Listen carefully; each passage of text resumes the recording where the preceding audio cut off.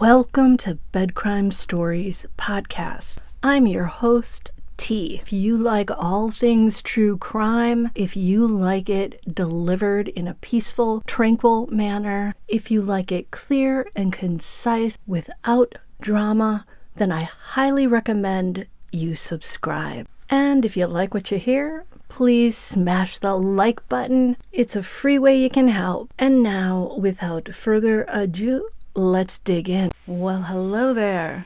Happy Father's Day to all the fathers out there.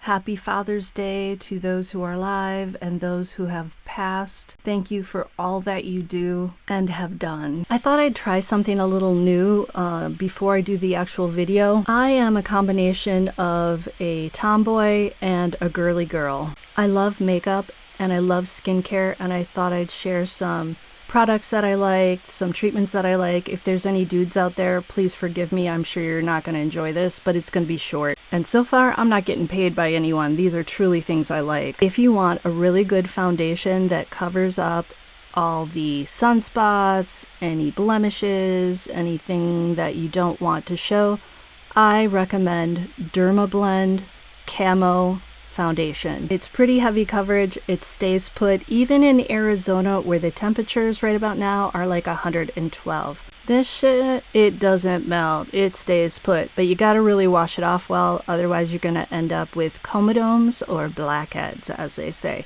Okay, that's it, and now to the video. Police officers, their wives, and some friends drinking copious amounts of booze in a local Canton, Massachusetts bar on the night of Friday, January 28th, 2022. One of the couples bickered earlier in the day. An epic snowstorm descended, leading to visibility issues and plummeting temperatures, and a Boston police officer ended up dead under mysterious circumstances in the front yard of another Boston police officer the next morning. Accusations of a massive cover-up by local and state police and local politicians.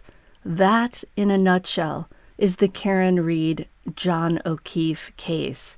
At day's end, it's a tragic story full of law enforcement characters, many of whom have Irish last names, heavy Boston accents, and a love of drinking bourbon, scotch, beer, and other libations. If I didn't know better, I'd say this was a Martin Scorsese movie.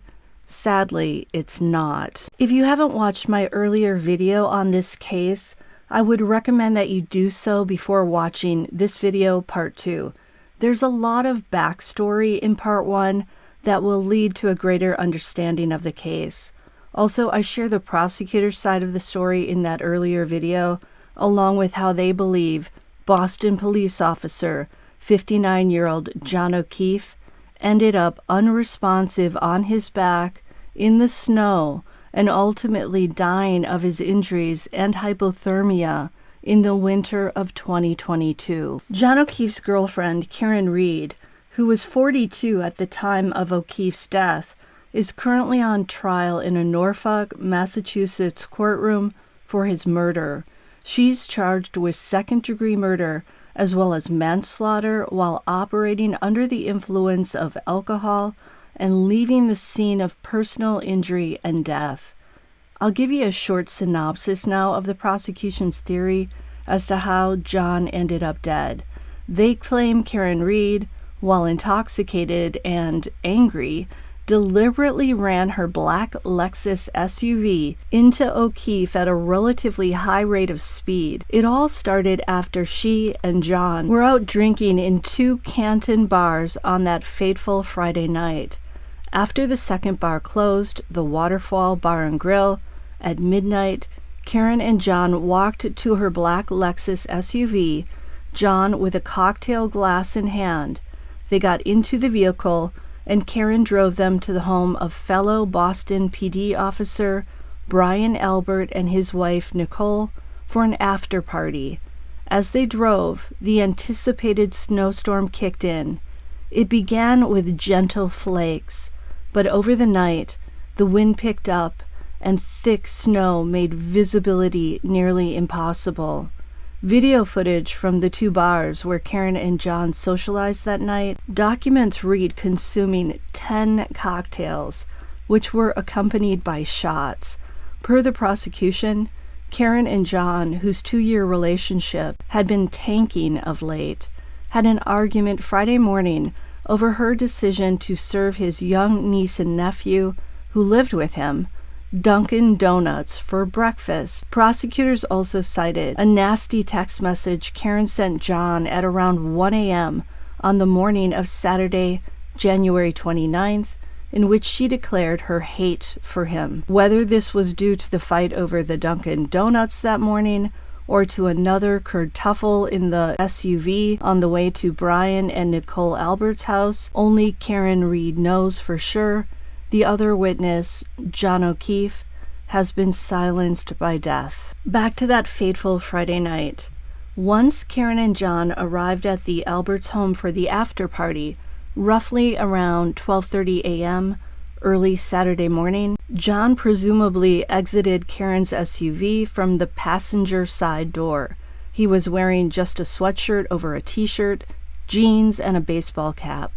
But Karen, who suffers from severe colitis, claims she was having stomach issues, and so she opted not to attend the party. That's why she says John got out of her Lexus at the Alberts, and she did not. It's unclear how Karen expected John to return to his home post the party, but oh well. According to the prosecution, as John stood sideways, likely facing the route to the Alberts' front door, Karen drove forward, then put her car in reverse and backed up, hitting John on his right side with enough force to pivot his body and send him to the ground flat on his back, where his head struck the cold, stiff ground hard enough to cause bleeding on his brain. The impact also sent the cocktail glass airborne, John's baseball cap off his head, and one of his tennis shoes off, and it cracked Karen's rear tail light and left a dent in the SUV. Then, according to the prosecution, Karen drove home to John's house, leaving her boyfriend to die as the snow fell over his not well-dressed body. Allegedly. Remember, this is the prosecution side of the story. Karen Reed is currently on trial, so she's presumed innocent. The prosecution had experts testify that Reed drove her SUV more than 60 feet in reverse at 24 miles per hour when she hit John, whose body came to rest in the Alberts' front yard near a flagpole and a fire hydrant. Now, around 1 a.m., Karen left John some, let's call them expletive-laden text messages communicating, quote, "You are effing using me right now. You are effing another girl. You are an effing loser. F yourself," end quote. She also stated, "John, I effing hate you." After that, Karen supposedly fell asleep for a few hours on his downstairs sofa as his niece slept upstairs. The nephew was staying over at a friend's house that night. Note that John had taken over parental responsibilities for his young niece and nephew when his sister and her husband both died in separate months in 2013. According to the prosecutors, Karen was asleep until around 4:30 a.m. or so. All that time, John O'Keefe was lying in the Alberts' yard. All around him the blizzard raged and the wind howled. Over the hours, snow accumulated on John's body. Some of the powdery white stuff blew off at the wiles of the powerful wind. Some of the snow continued to form a thick blanket over parts of his body. Karen's texts could help the prosecution if the jurors feel it is evidence that Karen and John were indeed fighting that night. The prosecution also showed that Karen was flirting with a guy named Brian Higgins through text messages. He was another law enforcement dude who was at the Waterfall Bar and Grill that Friday night and also at the after party. Karen's text messages could also help the defense, though, if the jurors believe Karen left the messages on John's phone because he hadn't come home that night from the after party, and she was worried that he went to an ex-girlfriend's house. Personally, I have the impression that Karen Reed, at her core, is somewhat insecure. But do you see what I mean? The messages can work for the prosecution's theory, but they could also work for the defense's theory. Then, at 5 a.m., worried because John wasn't home, Karen woke up John's niece and had her call a woman named Jen McCabe. And Jen McCabe had been out drinking with the group the night before. Jen and another woman named Carrie Roberts agreed to head out in the blizzard with a now hysterical Karen Reed to search for John. That's what I call some good girlfriends, because if the snow was falling like that and the road conditions were that bad and it was that early in the morning and everyone had been out drinking the night before, I'm not sure I'd want to crawl out of bed to get in the car and drive through roads where you couldn't see anything. Those are literally ride or die girlfriends. Well, I should say at least they were ride or die girlfriends. So even with the heavy snowfall on the ground and over John and the severely reduced visibility, Karen, according to Jen and Carrie, immediately knew where to find her boyfriend. In the left corner of the Alberts' large front yard, sometime around 6 a.m. His eyes were black and blue and swollen to the size of golf balls. I kid you not. He had a large gash to the back of his head, multiple abrasions to his right arm in the elbow area, vomit on his shirt, and blood in his nose and mouth. Karen immediately pulled up his sweatshirt along with her top, and she laid on him, desperately trying to warm him up. When John arrived at a local hospital, he was intubated immediately. He was also hypothermic, with a shockingly low body temperature of just 80 degrees Fahrenheit, which is 26.6 degrees Celsius for my friends in Europe, and he was in cardiac arrest. Normal body temperature should be around 98.6 degrees Fahrenheit. But while John had such a low body temperature, abrasions to his right arm, head trauma, and his heart was not pumping on its own, the ER doctor who treated him said in court that O'Keefe did not have any injuries to the majority of his body. The doctor said that from the neck down, John did not have any broken bones. Tragically, despite heroic efforts to resuscitate him, John was declared deceased at around 8 a.m. the next morning. By the way, the medical examiner determined that John's eyes became puffy because of the bleeding on his brain. Lending support to the prosecution's case against Karen Reed are claims that she allegedly screamed to both her girlfriend and authorities on the morning John was found in that predicament that it was her fault. She allegedly screamed out that she hit him. She allegedly said, "I hit him, I hit him, I hit him," 3 times.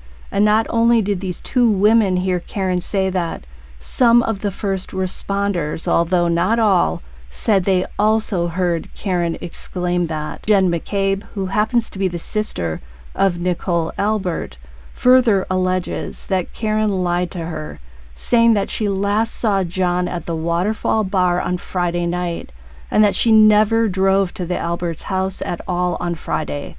But Jen testified that she saw Karen's SUV outside Brian Albert's house around 12:30 a.m. So Karen's own words may come back to haunt her if the jurors believe these prosecution witnesses. Karen Reed also told authorities that her rear right taillight got broken at some point Friday night into Saturday morning, but that she's not sure how. Note that law enforcement found pieces of the broken taillight under the snow on the grass where John's body was found, along with one of his black Nike tennis shoes, his baseball cap, and that cocktail glass. Thus, to the prosecution, those broken taillight shards had to have been there the whole time John was on the ground, because they, like John, were found under layers of snow and right down on the grass. Note that the snow didn't start falling heavily until sometime after midnight on Friday. In this video, I'm going to share Karen Reed's version of events. Reed claims she's innocent, and her defense team is alleging that John O'Keefe's wounds were the result not of Karen's actions, but rather due to him being beaten up inside the home of fellow Boston PD officer Brian Albert by one or more people. The defense has said that John O'Keefe, when found, looked like he had gone 10 rounds with Mike Tyson. So they say his injuries are not consistent with being hit by a vehicle, but rather by being hit by someone else's fists. And they further assert that his body was then dragged outside the Albert home and left in the yard to die as the snow fell. The defense's story goes that Karen and John did not fight that night, as evidenced by security camera footage from C.J. McCarthy's bar, which shows John hugging and kissing Karen when she arrived, and that Karen really did have a stomachache, which is why she dropped off John at the Alberts and then drove home to his house. The defense is saying that Karen presumed John was heading into the Albert home, despite not actually seeing him enter the house. She drove home, fell asleep, and awoke in a panic upon finding John not yet home. That's why she and her 2 female acquaintances then drove around Canton in the blizzard, and they drove over to the Alberts early Saturday morning, desperately looking for John. In addition, the defense says that the Alberts' family dog, a German shepherd named Chloe, may also have attacked O'Keefe during the course of events, and this could explain the abrasions to his right arm. Abrasions, they say, are animal scratches and puncture wounds. The prosecution, however, has countered this, stating that none of the medical professionals who scoured John's body during his autopsy noticed any bite marks or evidence of a fight. The prosecution's experts say John could have received those scratches from the side of Karen's SUV as it side-swiped him. By the way, the autopsy found that John died as a result of hypothermia and blunt force trauma, but of course they could not say for certain what caused the blunt force trauma. The defense supports its dog theory by noting that the Alberts, who adored Chloe, rehomed her out of state in May of 2022. The defense finds it sus that the Alberts would opt to get rid of their beloved dog. Brian and Nicole also ended up selling their home. I'm thinking maybe the Alberts, who have been harassed by supporters of Karen Reed, may have been worried about their dog's safety in Canton, and perhaps they didn't want to live in a house outside of which a man lost his life, and also they were being harassed by Karen Reed's very ardent supporters. Let me just interject that I find it hard to believe that a police officer like Brian Albert would leave a victim who allegedly died at the hands of people inside his home in his own front yard.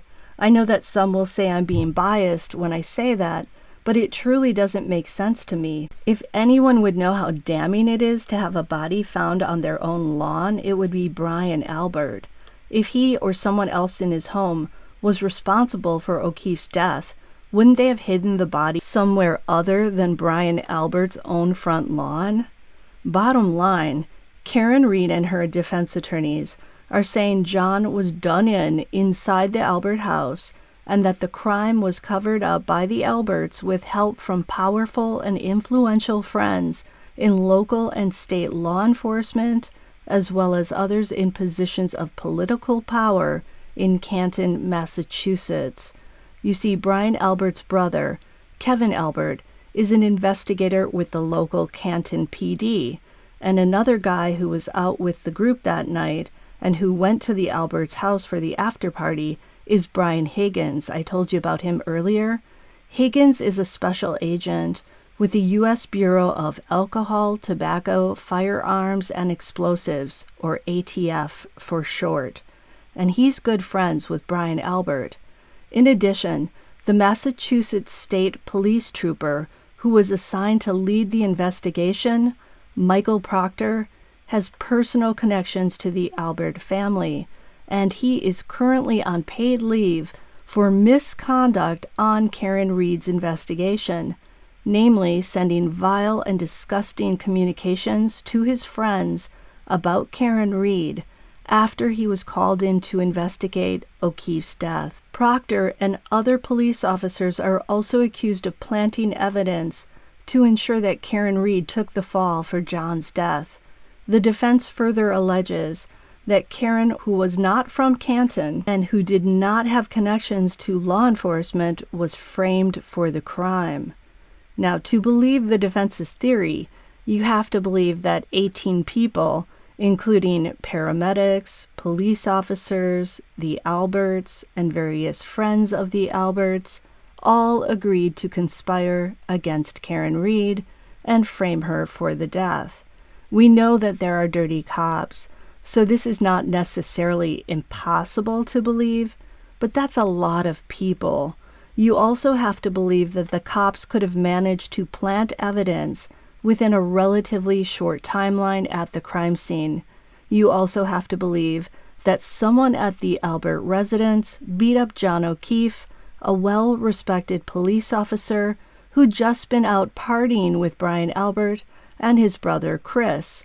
Why would somebody pound up John O'Keefe? I've heard experts say that Karen Read was overcharged in this case, that she should have been charged with manslaughter, not second-degree murder, that this was likely an accident that came about due to alcohol consumption, maybe her anger with John, and those terrible winter weather conditions. Let's remember that it is the prosecution's burden to prove their case. All the defense needs to do is create reasonable doubt as to Karen's guilt. The defense is arguing the investigation led by State Trooper Michael Proctor was shoddy and biased, that Proctor decided from day one that Karen Read was responsible for deliberately hitting John. And the reason, per the defense, that Proctor focused solely on Karen Read was that he's friends with some people in the Albert family and that he was dedicated to helping a fellow cop. The defense has found issue with Proctor for never going inside the Albert home to look for signs of a struggle or to ask the crime scene investigators to process the house for potential evidence. Proctor was assigned to the case because Brian Albert's brother, Kevin, is an investigator with the Canton PD. As such, he posed a conflict of interest. The defense says that despite the obvious conflict of interest, Kevin Albert was still kept in the loop on the investigation. And the defense has shown communications Michael Proctor sent from his personal phone talking about Karen Read and the case starting from the day John O'Keefe died. Proctor called Read names, horrible names, including the 4-letter C word. He wrote that he hoped she would unalive herself. He also said he was searching for nude photos of her on her seized phone. All in all, Michael Proctor does seem like a guy lacking a moral compass who might try to plant evidence against Read to ensure his fellow police officer, Brian Albert, didn't have to deal with any accusations. The defense believes Proctor and his cop friends planted pieces of Karen's broken red taillight at the crime scene. They say this because the red shards weren't initially found with John's body. In fact, pieces of broken taillight continued to be located in the Alberts' yard in the days and weeks following O'Keefe's death. The defense claims the broken taillight was caused by Karen striking John's SUV with her Lexus as she exited his driveway early Saturday morning to go and look for him. And there is security camera footage that appears to show Karen's SUV making contact with John's. There's also a Google search done by Jen McCabe that has caused a lot of controversy. The Google search was for how long does it take to die in the snow? The prosecution's experts say Jen did the Google search at Karen's bequest at the crime scene at around 6:23 a.m. on Saturday morning. However, there was some confusion with the records, and per the defense, the Google search actually took place at 2:27 a.m. Clearly, if Jen McCabe searched for that topic at 2:27 a.m. Saturday morning, then she likely knew John O'Keefe was lying in the snow in her sister and brother-in-law's yard. The prosecution's expert was pretty convincing, though, saying that the search was at 6:23 a.m. and that the 2:27 a.m. activity on Jen McCabe's phone was unrelated to John O'Keefe's death, and she was searching instead for her daughter's game score after getting home from the after party. The defense also cites the fact that 6 people who were in the Albert home that night left the front door after 12:30 a.m. The defense argues, how could 6 people fail to see John O'Keefe lying in the yard when the snow hadn't yet covered the lawn or his body? The defense further cites a snowplow driver who cleared the street and didn't see anyone in the yard, despite looking carefully to ensure he didn't hit anything, such as that fire hydrant. But again, a snowstorm was going down at the time, reducing visibility. Karen Reed's trial has been going on for weeks. The jurors have had to deal with tons of evidence, tons of expert testimony, the defense's often harsh cross-examination of witnesses, a judge who is superb at her job, but who sometimes comes across as short-tempered with the lawyers and with witnesses who don't speak loud enough to be heard over the air conditioning system and the ongoing sounds of sirens outside.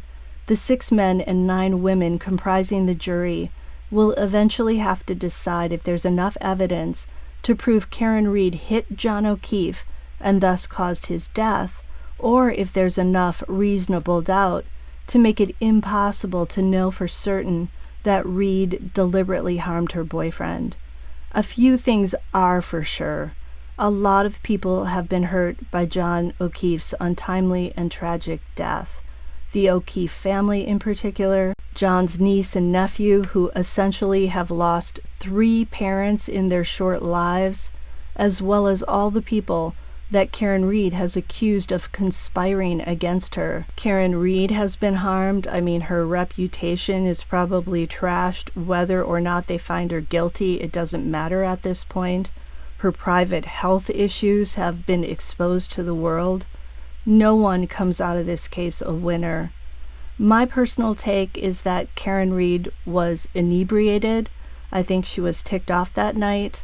I believe her rational thinking was altered by the booze and her intense emotions, and perhaps a lack of emotional intelligence, because the prosecution also shared some other arguments that Karen had with John very publicly, in which she screamed at him for things.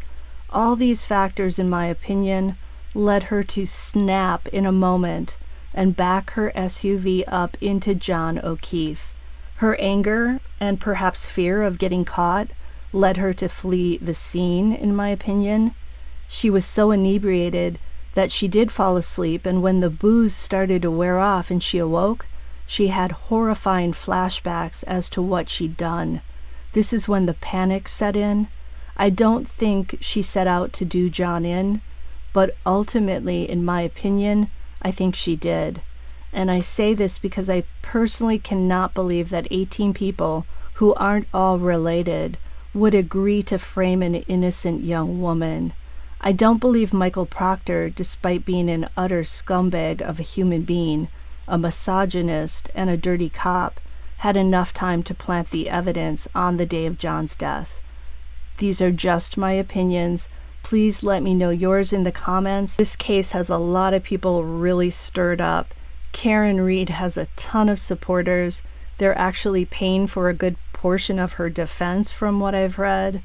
And a lot of people are also upset because of John O'Keefe's death and how his family has been treated by some of Karen Reed's supporters who have not been all that ethical. They've actually shouted horrible things to John's mother. which I think is beyond what this woman should have to endure after losing her son in this manner. But just because I think that Karen Read is responsible for John O'Keefe's death doesn't mean that the jury will. I think there's a good chance they could find reasonable doubt. It's also possible they could ignore the second-degree murder charge and instead convict her of manslaughter and the other charge. I think that is a good possibility. Those are my thoughts, and I'll see you next time on Bed Crime Stories. Now smash that like button!